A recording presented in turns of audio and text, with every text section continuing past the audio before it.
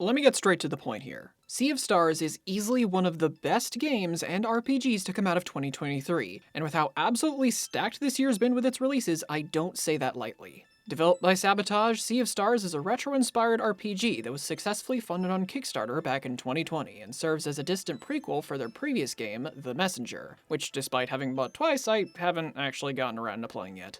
I still ended up backing the game despite that though, because Sea of Stars looked incredible. Its presentation went above and beyond what you would normally expect from pixel art, and longtime viewers will know I'm always down for a good turn-based RPG. With everything I was seeing and how high the praise was for The Messenger, I knew deep down that my money was in good hands. After 3 years of waiting, I can say for sure I was right to feel this way too, because while it's by no means perfect, Sea of Stars has become one of my favorite games of all time.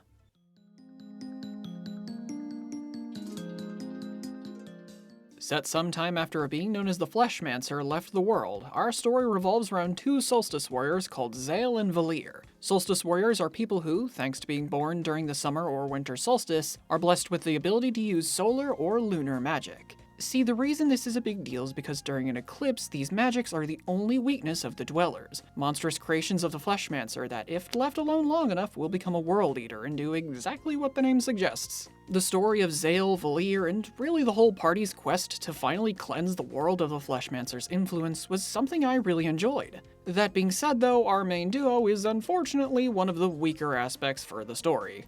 While I do genuinely like them, Zale and Valir didn't get as much focus as I would have liked beyond their role and duty as Solstice Warriors. Honestly, I'd go as far as to say they feel kinda bland.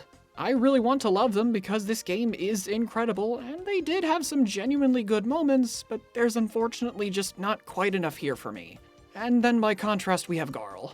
See, Garl here is Zale and Valir's childhood friend, as well as the self-proclaimed warrior cook for the party, and he's the greatest friend anyone could ever ask for. He's an absolute ray of sunshine that always has the team's best interests at heart, and never fails to stick by them when they need it. I might just be biased here because I adore characters who can be described as beacons of positivity, but this guy is one of the most charming and endearing characters I've ever seen. Garl's a perfect example for one of the reasons why I really liked Sea of Stars' story. It's certainly not perfect in some areas, but it's got a lot of heart, and there's some really nice and touching moments as well as great twists. I also loved the lore and even world building. I was always wanting to learn more about the world they've built, especially with the many campfire stories you can hear from Teeks that are very important and you really shouldn't sleep on. Frankly, another part of the reason I loved the world as much as I did was because Sea of Stars is one of, if not the prettiest pixel art RPGs I've ever seen. The amount of detail and love put into the background, sprites, and even the animated cutscenes is incredible and even breathtaking at points. I mean heck, without spoilers, there was one sprite so detailed and beautifully made, I didn't even realize it was pixel art for a moment.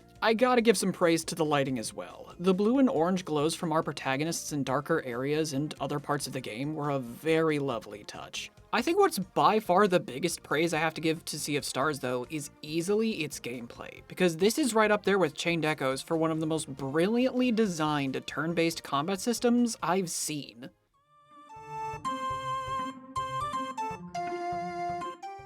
I'd like to start this section off by praising Sea of Stars for doing something other games really need to do more often.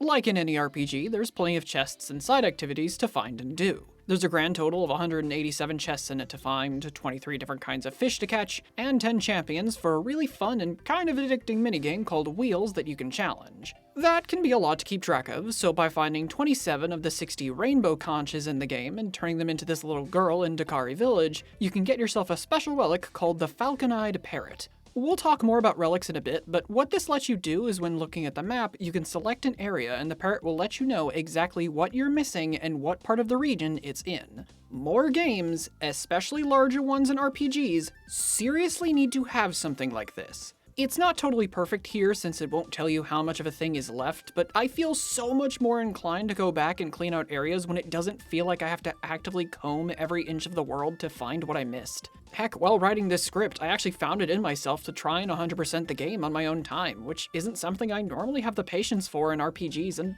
really most games. With that being said though, in regards to Sea of Stars rainbow conches, there's a decision made with them I don't agree with. See, in order to unlock the game's true ending, along with doing a few important side quests, you'll need to collect all 60 shells, and I'm not really okay with that being a requirement. I think it's fine in something like a platformer, since collecting miscellaneous objects is kinda par for the course, but in an RPG, I don't think you should lock something like a true ending behind collectibles like this. It's not that bad to do it all. I mean, heck, I did it and still had a great time, but I feel like having this be a requirement is totally unnecessary. I would have greatly preferred the reward for getting all 60 shells to have been a piece of equipment or a cool optional super boss, rather than a full-on ending. Now, with all that being out of the way though, I just want to say that Sea of Stars combat is actually perfect, and I will not accept any arguments saying otherwise. Similar to something like Chrono Trigger, combat in Sea of Stars starts the moment you run into or attract an enemy group. Each enemy has a countdown above their head signifying how many characters can take their turn before they'll perform their next attack. You have the option of choosing what party members to use in whatever order you feel before the enemy, or enemies, take their turn, and this is where we get to the brilliance and depth in Sea of Stars combat. Let's start with my favorite element of the gameplay, and arguably one of the most important ones, with the button timing. To keep the player's constant attention, Sea of Stars decided to take some notes from the masters of turn-based engagement with both Super Mario RPG and Mario RPGs in general. In combat, when you or an enemy attack or take an action, if you press the A button at the right time, or whatever your version's equivalent is, you'll increase the damage you do for that attack, or you can even reduce incoming enemy damage. This can also apply to healing skills as well for extra recovery, and in some cases, like with any basic attack in Valir's Moonerang, you can even get more individual hits out of it. After a certain point in the game, you'll also unlock the ability to boost the effectiveness of your attacks and skills by absorbing a charge of live mana. Live mana can be accumulated by hitting an enemy with a basic attack, of which 3 can be saved up and used at any time during combat. Boosting also adds elemental damage to your basic attacks, which leads me right to my second point. Every now and then, enemies will start readying a more powerful attack, and in order to stop them, you'll have to use specific kinds of damage to break the locks above their head. Because of this, boss fights, especially later ones, can become like pseudo-puzzles. What characters you use in what order can become very important, since while your party can only attack again after everyone's gone, enemies don't always follow these rules. An enemy can start suddenly readying an attack after they've already gone that round, and those set attacks can also trigger just as quickly. If you don't have the right damage type available to stop them, or a party member named Saray at the ready to disorient and delay their action, you'll have to take that hit and try to time your guard. Enemies can hit fairly hard, so managing your resources is very important, especially because, for starters, your healing is limited. In Sea of Stars, you can cook a maximum of 10 food items from the ingredients in the environment and shops to restore health, HP, and even raise KO'd party members. This makes what healing items you decide to take with you pretty important to think about with how limited your inventory space is. On a bit of a side note though, don't worry too much about revive items. Party members do automatically revive in combat after a number of rounds, which are signified by the number of stars above their head. Your MP is also a pseudo-limited resource in combat. Each party member's skills cost a lot of MP compared to what they have. Early on, you'll only really be able to get off maybe one skill before you have to restore your MP by either using food or by hitting an enemy with basic attacks. Another kind of resource you'll have to think carefully about using is your combo attacks. Similar to something like Chrono Trigger, party members can use team attacks against enemies for high damage and lock breaking, but unlike Chrono Trigger, you can't really spam these. Here, each combo requires you to have a certain amount of combo points raised, up to a maximum of 3. Combo points aren't saved up after battle, so you'll always start a fight with 0 points. All of this is why I feel Sea of Stars combat is perfect. It is a blend of elements that perfectly keep the player engaged in what's happening, and because a lot of it is based on skill as well as strategy, it makes every fight feel incredibly satisfying. And hey, if the game's difficulty ever becomes a bit too much for you, Sea of Stars has you covered thanks to the relics. These are toggleable items that can make the game easier or even more difficult if you feel like you need it, or if you simply want more challenge. Just like the parrot, some of them even have other benefits, like this little star that lets you know when you properly timed your attacks, amongst other things.